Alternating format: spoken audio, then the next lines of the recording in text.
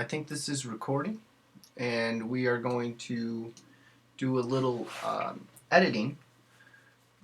These are not really mixed, but I'm going to walk through and sort of show the editing process that I go through here in Logic to package them at the end. Sometimes I like to do this at the beginning, sometimes I do it towards the end of the mixing process. So here we are, Mozart Figaro. Sound quality of playback is probably going to be crazy because it's coming out of the speakers, but that's what it is. So I actually use the markers here in Logic to create basically in and out points that will end up being my tracks. So you'll see those start to get adjusted in a bit, and then the key that I'm trying to figure out now is my ins and outs and the fades that go into each piece that will end up on the album. So here we go.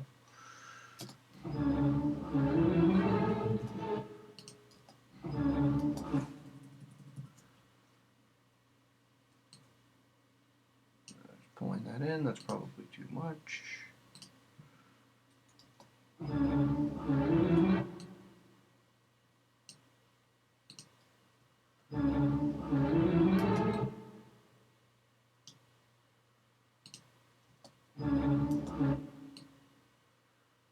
You hear the conductor kind of groaning there. So I'm trying not to have that happen or be too obvious, or to use it, I don't know. And all of the tracks here are linked in a group that's just called edit. You can see right there, edit group. So that they all have the exact same fades in and out, and if I have to go in and do detailed stuff, then I'll pull them out of those fades, or out of that group. Look at that though. Make the fade in a little bit longer. There it is. So you can see like where this is starting right here is actually where the track will start once I bounce these out of Logic. So there's actually a small gap of space there, and I personally think that timing when you hit play on a MP3 or a WAV file or digital device or a CD or whatever, I think it's really important. You don't want it to have too big of a gap. You want it to feel natural. So moving around the relationship of that marker and the beginning of the actual audio files, and then the length of that fade, I think is really important.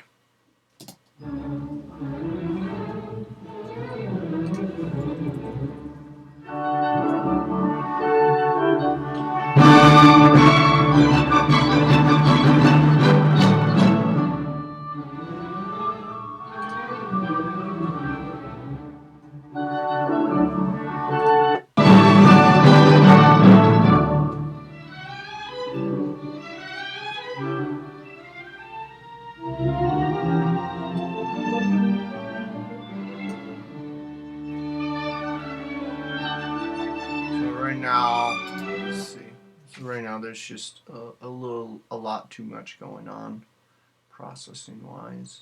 Everything's going out bus 20 here, which then goes into master bus, which then goes through a bunch of stuff, which then goes through a bunch of other stuff. So right now what I'm going to do is actually pull that master bus is set up as, I was wondering why it sounded compressed and stuff. That master bus is then, so you can see here it comes into bus 20. I'll actually walk through this. So all of my dry tracks here go to bus 10. These tracks here. Those come into my dry bus, this green one. And that, sometimes I'll have some compression in EQ, sometimes not. It's very minimal if it's anything at all. And it's usually due to like one or two hits in a piece, usually by a bass drum that are 8 decibels louder than everything else in the track. So if I can kind of compress that and bring it down like a decibel or two, it gives me a little more room to bring up the overall volume. It's not It's definitely not like a pop production style compression by any means. And that then, and then I also have my reverbs here, and all of those were going to bus 20, which went through these processors and essentially set up some sort of mastering chain. This bus went out to bus 30, and bus 30 is this red track, and that then I could hear. I could actually, that's what I was listening to, and that's my listen bus. But bus 30 also is right here as an input on an audio track that records it. So this, as you saw just lit up down here, this file on the 2-track here is actually a 2-track master of the entire concert. And the reason I do that is if an artist or conductor or whatever wants to hear the file like right after the concert and they have a flash drive, I can literally just grab this file and just shoot it to them. It also allows me very quickly, if there's a video team, to run a second set of stereo output for like a camera to cue things up to later. Though in Logic, when you're recording, I've found the more tracks you're recording, the longer the delay in this 2-track master becomes. So when we were working with the band Shell, I was recording, I think, 23 tracks and then doing a 2-track master, which is probably not the best idea, but the delay was pretty significant. So if we come in and just try to find a point, you see this hit right there is actually over here. So it's that amount of delay. So I'll actually come in, but it's the same delay throughout the entire track. So I'll actually grab that, move it over, line them up, and that way when I go in and do these edits, I'm also editing this master. This master generally will never get used again because when I'm mixing, I'm remixing everything. All right, enough about that. Let's keep going.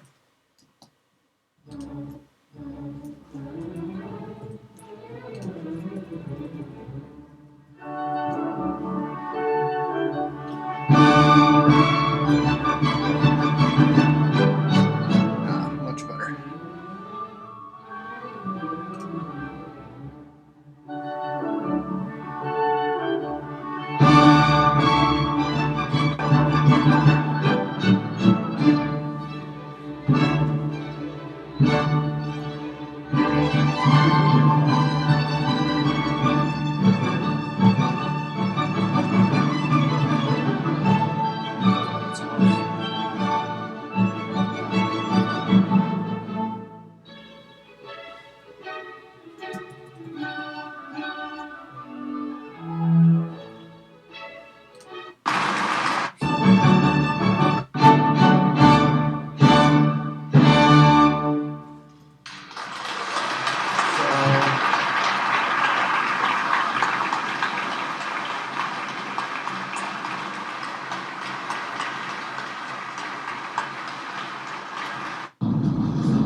So this is all the crew. We came out and moved stuff for the soloist Desmond. Oh no, this was the soloist Julie Albers, who's coming up. So they just played the overture as an overture, which is beautiful. It's a wonderful thing, and it's not done enough, in my opinion. Just play an overture. It's an awesome way to start a concert. So in this case, we don't have much clapping. There's, I don't know how much time exactly, but that's not significant. So my fade out, generally I do about a 22 to 24 second fade out. I'm going to start at 18. See where we're at. Okay, so the whole clapping is about 18 seconds. And this is another point where you're just trying to make it sound natural. I find a curve around 20 to 24 generally works well in Logic. And this is a fade to digital black. This is very much a CD thing, and not what you would do if you were, for example, sending this to a public radio broadcast. which I got lambasted about 2 weeks ago, because I'm used to creating CDs. I'm putting together where it feels like it fades out and the next track starts, so when you listen to it in sequence, you feel like you're listening to an album.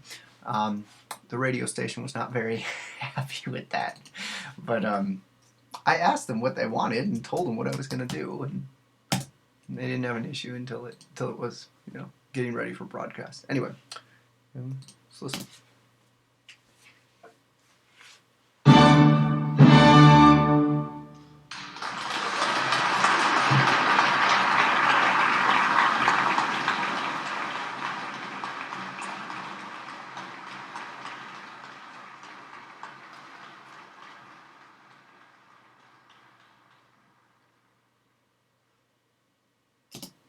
Okay, so the length here of the edit is good, but the fade I'm going to make a little bit longer because it feels like it fades out really fast. But you don't want it. I meant to make that 14 seconds, not. You don't want it to sound anemic. Like you want to make it sound like they kept clapping forever, but didn't.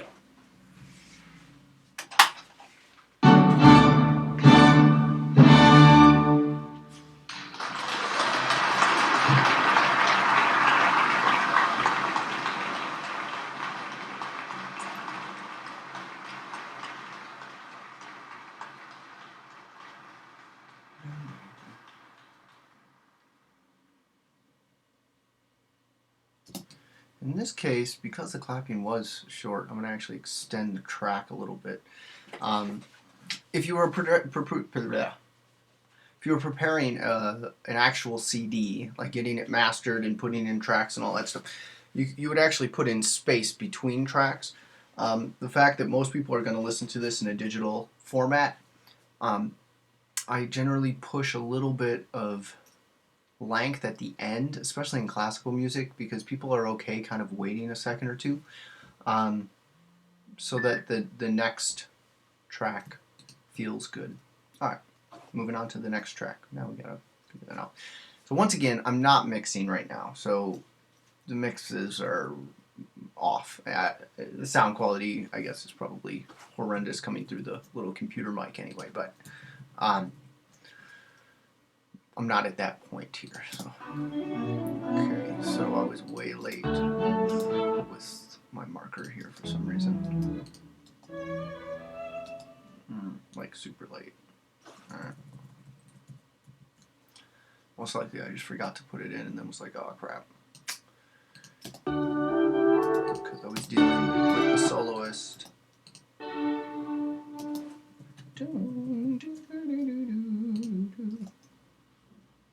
Yeah, you can see how close I hit record here. I was literally running up to the stage, running back. The soloist was coming out as they... Yeah, it was close. But we got it.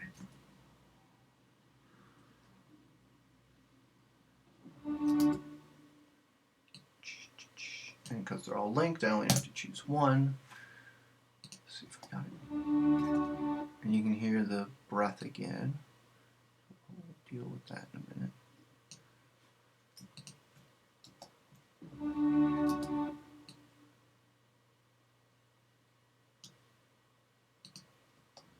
I don't really mind the space this time. Let's see.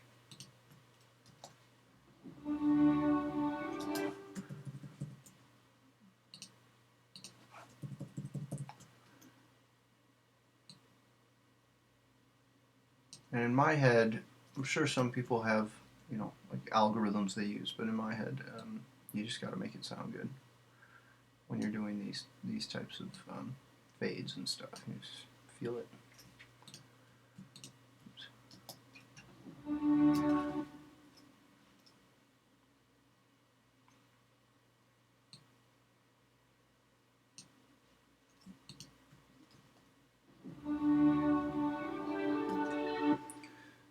It's kind of forceful to start with like a grunt.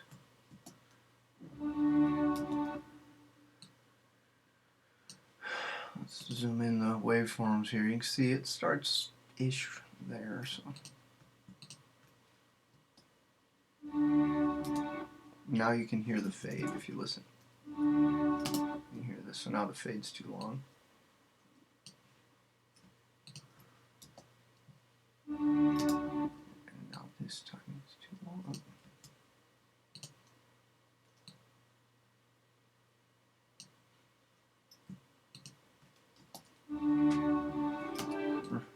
It's an awkward feeling. That's better. And now I want this to be slightly longer. Damn it. Both selected there.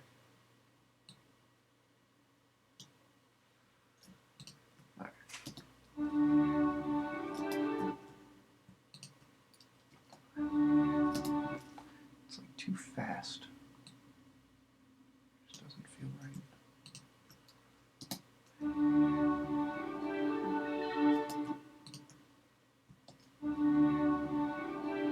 That's pretty good.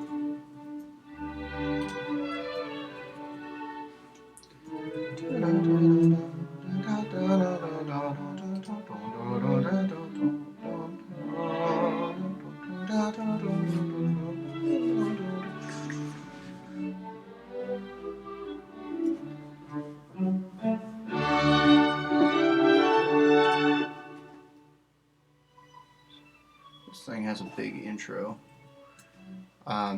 Just listening. There she comes.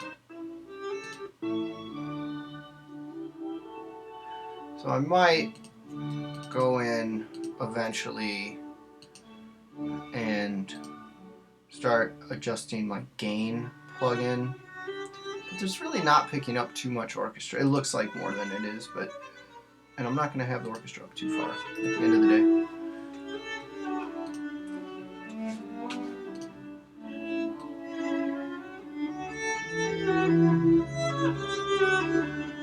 She had an amazing sound. It feels pretty good here on the Mozart, or the Haydn. I mean, the Haydn, the mix feels pretty good. On the Mozart, the overture, not so much.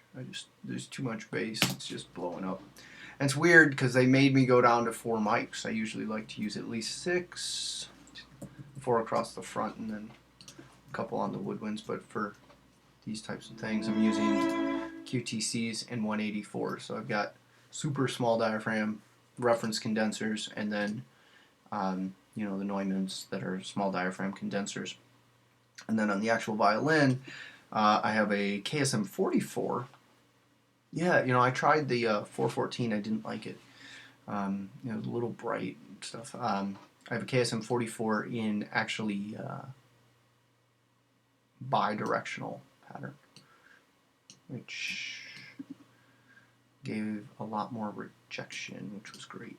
So I could actually isolate somewhat.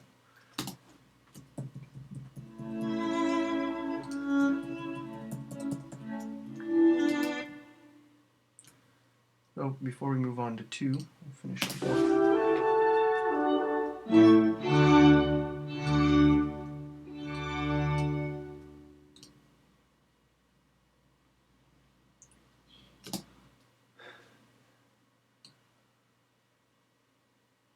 So I want it out there. You hear the conductor start moving.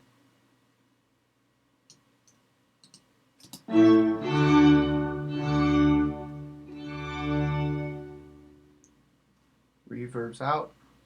Then the conductor drops his hands. So I'm going to try to have that fade out come in so that as you hear that relaxation of the musicians and the conductor, it's fading out, so it's not obvious. It's still there. You still get that live feel. Usually that runs around somewhere between 3 and 6 seconds. And then the curve is a lot less, I find, because it is a pretty quick fade in this case.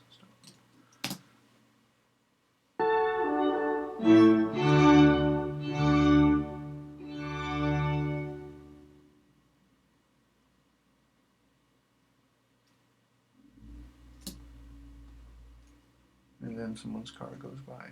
Okay. So one more time. Let's see here. This. I think it might need to be slightly longer. You can kind of hear the fade. You want to feel. It wants to feel natural.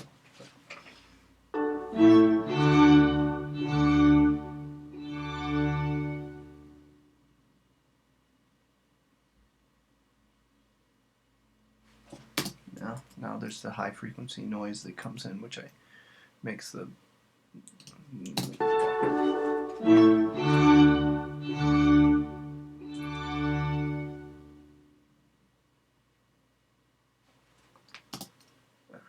go a little bit shorter. So now it's a 3.6 second fade.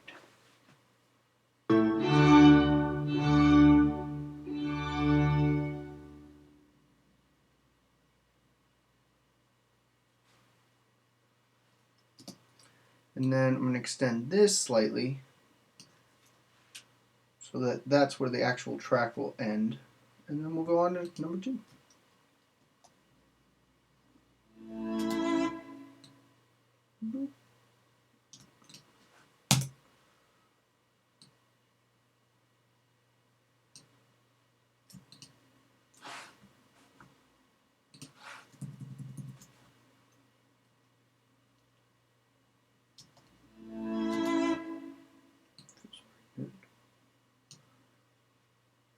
Quick fade on this one.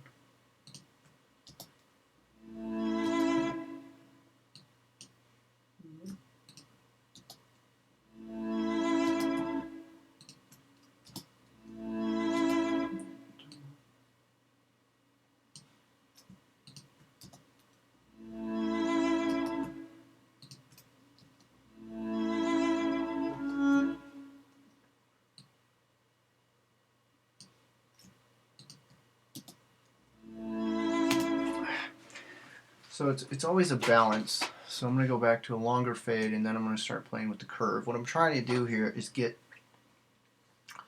don't want to hear the room sound come in, but you also don't want it to like fade into the first note of the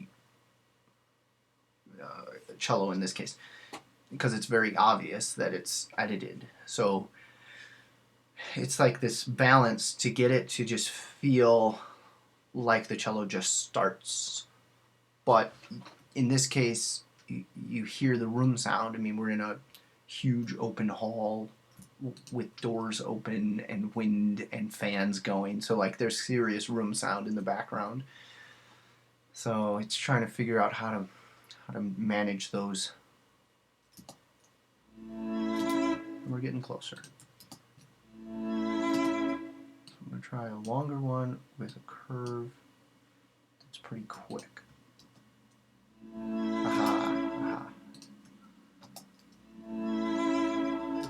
So now you can hear it, it's getting into the actual cello note a little bit, so we'll pull it back. I don't mind a little breath, so that's okay. I think this is good.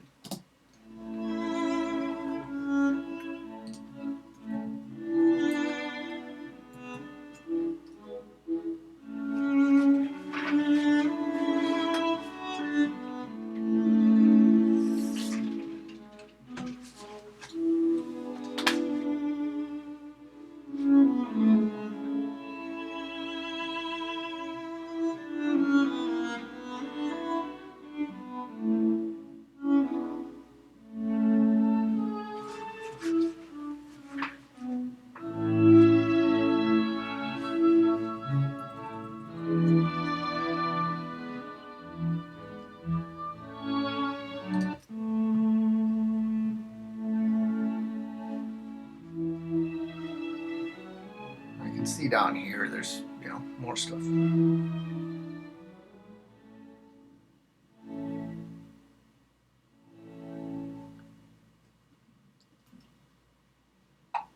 Stop. So I'll split it a different way. Last time I did like an edit where I selected an area and deleted it, stuff like that. This time, region, split at playhead, and it pops those apart. And I'm going to actually give myself a little extra space here. Just move these over slightly so I can get in there and get the ending how I want it. And once again, this will be the end of the track when I actually bounce these out. We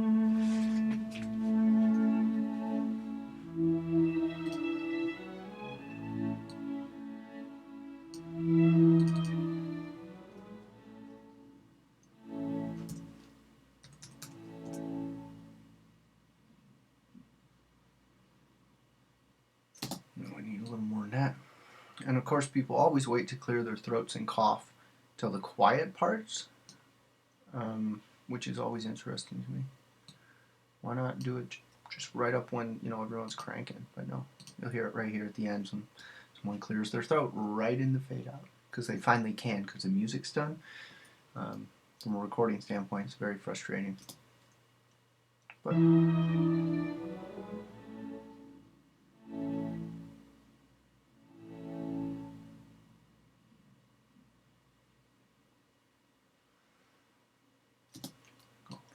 so because this is a slow movement, I'm really going to stretch it kind of as far as I can to really give that feel of kind of finality before we move into the next one. Obviously, there's a timing because it's live. Like the next movement actually starts right there; it goes right into it. So it's balancing that. But that's essentially what will end up happening if I pull this out slightly. You can see that's the beginning of the next movement. So I'm cut right at the beginning of that. And then the next track will start right at the beginning of that. So it'll be pretty similar, but there will be a slightly larger space.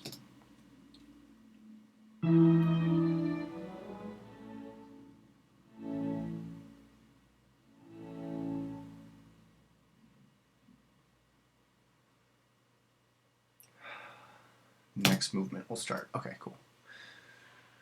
Yeah.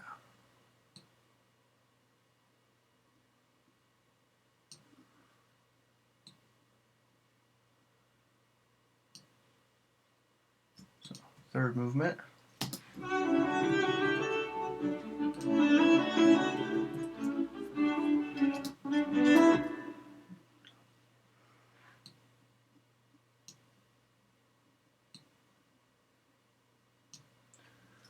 Make sure we got everything.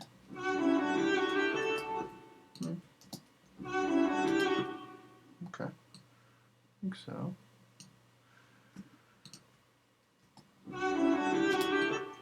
In here, she really digs in on this one, and you want to make sure, like this would be a very easy one to start right here, right at the waveform, and it would sound appropriate. But that's really not how it starts. It actually starts back here, and you hear her bow dig in to the string. There's a and that's not the conductor this time. Though if you listen carefully, you can hear someone, either the soloist or the conductor's weight shift. But you want to have that detail matters. It gives energy to the performance. So.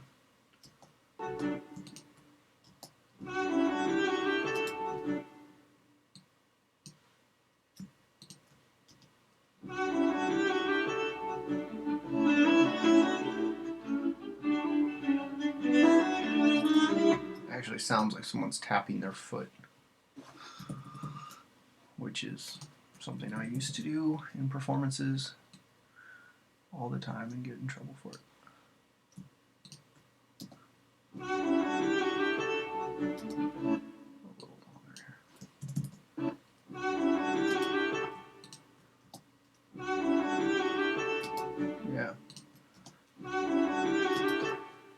Yeah, that's what I still want that whole thing.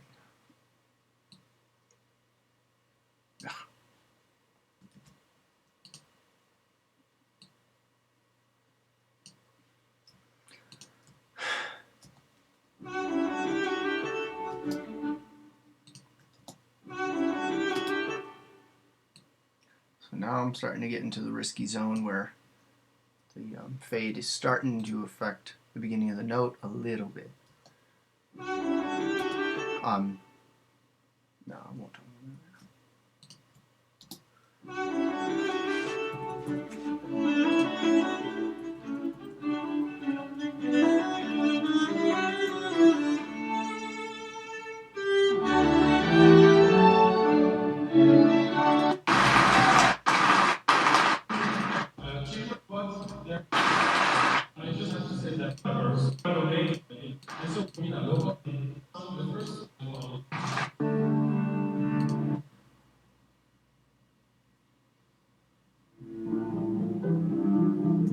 Okay, so this encore via Lobos actually happens here.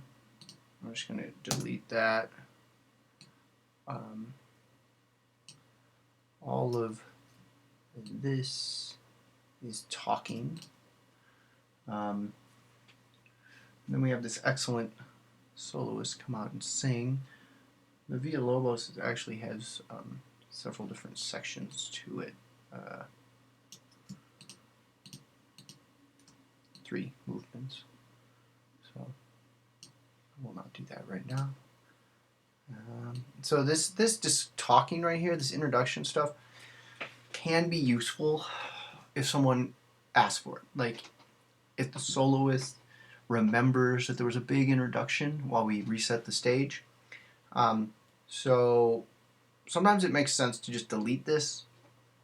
But when I think there's a possibility that they'll ask for it, I'll usually just mute that. So I know it's not part of the recording that I need, but I don't have to go fishing through audio files on the hard drive to find it, because obviously if they're looking for the introduction to the encore, it's this right here before the encore starts right here. All right. And now we're getting close to the end here. Now we'll start with 22 seconds on our fade. And you can see, compared to the Mozart, like this fade, that's 22 seconds. So this whole clapping thing is like a minute and a half or so. And you want to make sure the soloist has their time. Usually it's about, they get off stage and they come back out on stage. And that's where it fades. So it's actually fading out at the same moment that the crowd gets loud again. And that way it has that feeling of like going on. Without putting in, 2 minutes of clapping. But once again, if you're doing something for a radio station, they might want that, because then they have a lot of play in how they fade that out live when they're talking about the concert or whatever. Yeah. And because they're big fades, it has to take a second to write it.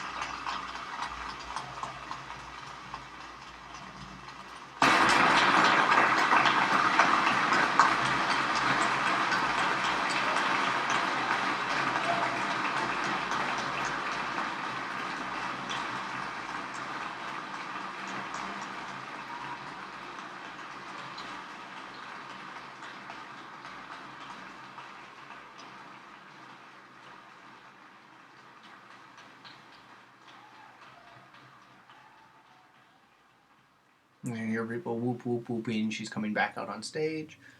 And then we're out. Okay, so that actually felt pretty good. Now, there's something interesting going on here. This pink file here is the cello soloist. And that microphone is actually sitting on stage next to the cello riser. And the cello riser resonates when musicians stamp their feet on the stage. So in the clapping here from her, there's like a low tone, like whoa, whoa, whoa, going on underneath it. So I would rather not have that because it just sounds weird. So I'm going to pull that specific track out of group 10, my edit group, and then just go into it I'm not going to do anything drastic here, and I don't spend hours figuring out how to EQ clapping. Really not that important. But in this case, I'm just going to drop the gain on it, like 4 decibels or 5 decibels. But if you do that, you then have to make sure you do a little crossfade between the two so that it sounds okay. So.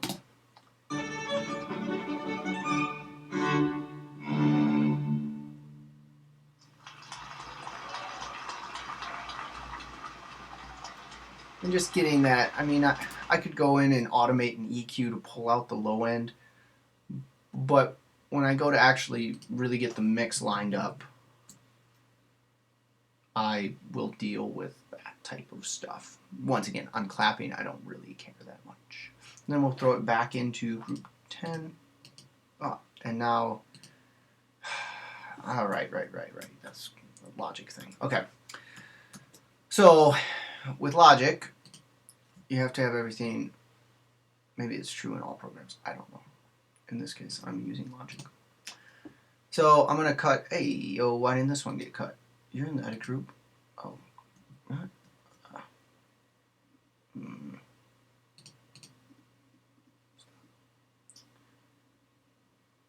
Go to the edit group here. Alright, now they're phase aligned. That's what we want to see. Okay, so I will actually edit all of them. Ooh, wrong button. Just like that. Then pull this one out. Lower the gain.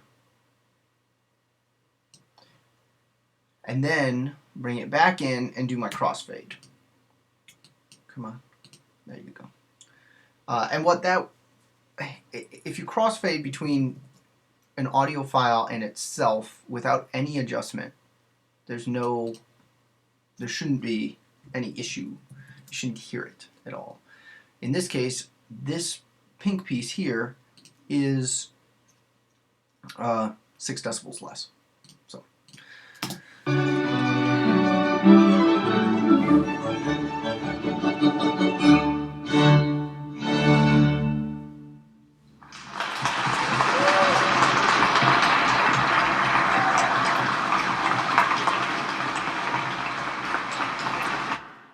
Now listening to it again, it's actually I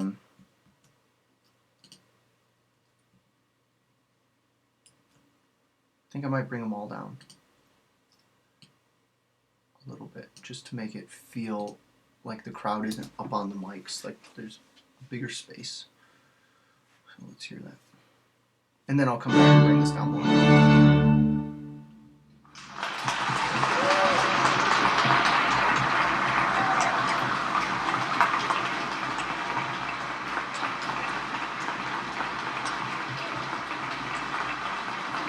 Yeah, I actually like that better. So now we'll go back in.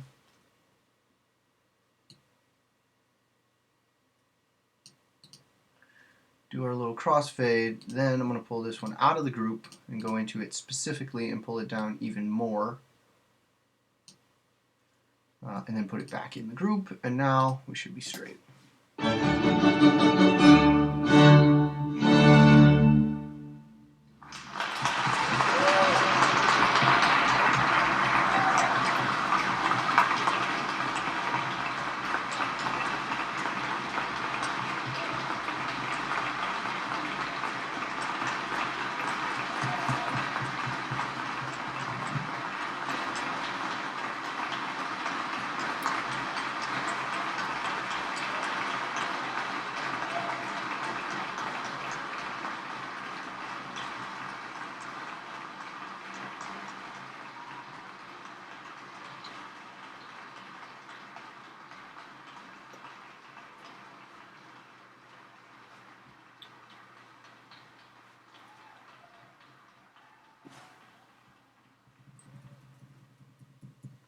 And then you have that little space before whatever you're listening to next happens. Okay, so that's basically the in And I do the same thing in Pro Tools. It's just a little different how I set it up, but it's the exact same idea. It's these fades, little crossfades where you need them, stuff like that.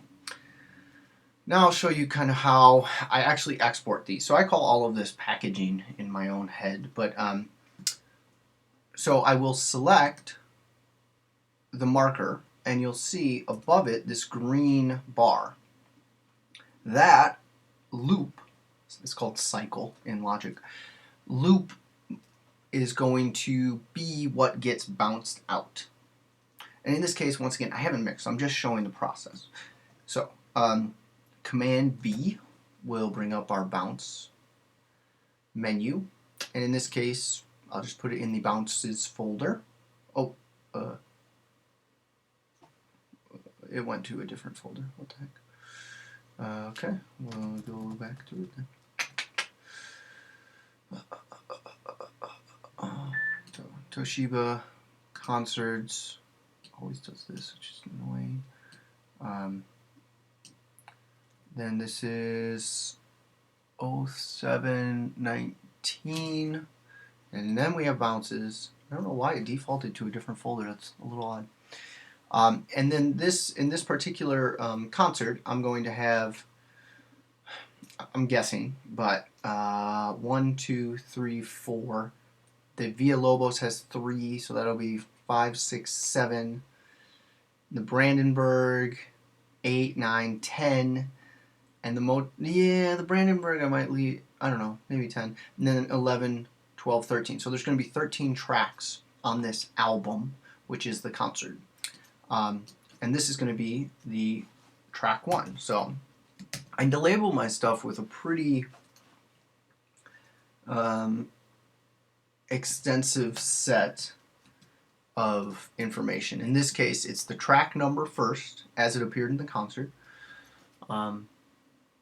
Then the composer, and then identifying features of the piece. In this case, it's Overture to Marriage of, I might shorten that later, of Figaro. If there was movements, I would put that next, movement 1, movement 2, so forth. So that'll be the title. And then I'm going to bounce it down to CD quality, 16-bit, 44.1. And I'm also going to make an MP3, in this case 256 kilobits per second. I don't like using variable bit rate encoding, especially with classical music, because the quiet parts are just as important. They need to have all of that nice bits. And then ID3 tags, which are the metadata that is saved within the MP3 file. In this case, oh, not that. Hold on. Thought I grabbed it. In this case, I'll copy the name of the actual track. Otherwise, the track name in the in the metadata is different, and we don't want that. So grab this, Control C, go here, Control V. There we go. The artist is the Colorado Music Festival Orchestra, and I like to do featuring, spell it right if I can, featuring Julie Albers.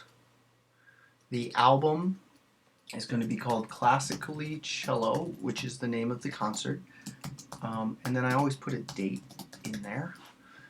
The track number is going to be 1. I don't remember what I said. 1, 2, 3, 4, 5, 6, 7, 8, 9, 10, 11, 12, 13. There's 13 total tracks. That way, if you bring all these MP3s into iTunes or whatever, they'll pop in order, tracks labeled, you bring up information, all this shit is in there, which, you know, probably one person in the last like 6 years has even noticed that I do all this, but that's all right. And the composer here is Wolfgang Amadeus, spelled it right, Mozart. The band or orchestra is the Colorado Music Festival Orchestra. The conductor, Jean-Marie Zaituni, And then comments, I like to put credit to me. Recorded, edited, mixed, and mastered by Ryan Black. And then I usually put like my phone number as well as my website and that sort of stuff. RyanBlackMusic.com. And the genre is classical, right? So now when you're looking through your iPod, this pops up in the genre. And then publisher and label, I just do like generic stuff. In this case, the Colorado Music Festival. Producer notice has to have a date first, as does the copyright. You can't have a copyright without a date. It doesn't make sense. And that's about it. And then obviously for each track that you do this for, you have to come in and change the name. You have to come in and change the track number. You have to come in and change the composer. And usually that's about it. If you want to put other information in there, you can. And you can really put as much as you want in the comments as well. I used to change the artist, so if the soloist wasn't playing, it would just say Colorado Music Festival Orchestra. But once again, what I'm looking at this as is an album. So I really want everything to be the same except for the defining features of that track. So the artist for this concert was all of this. And when you see that pop up in iTunes, you don't want it to look like it's two separate albums. You want it to look like it's one album with one artist, which was whatever was on stage. So for the mashup concerts, it will be the Colorado Music Festival featuring Shell, S-H-E-L, and then I think conducted by Steve Hackman featuring Shell for the entire artists for that concert or that album. Stuff like that. So, the album is the name of the concert. I don't know. There's different ways you could do it, but that's how I've done it. Then you hit OK, and then you hit bounce. Offline, I don't do any normalizing.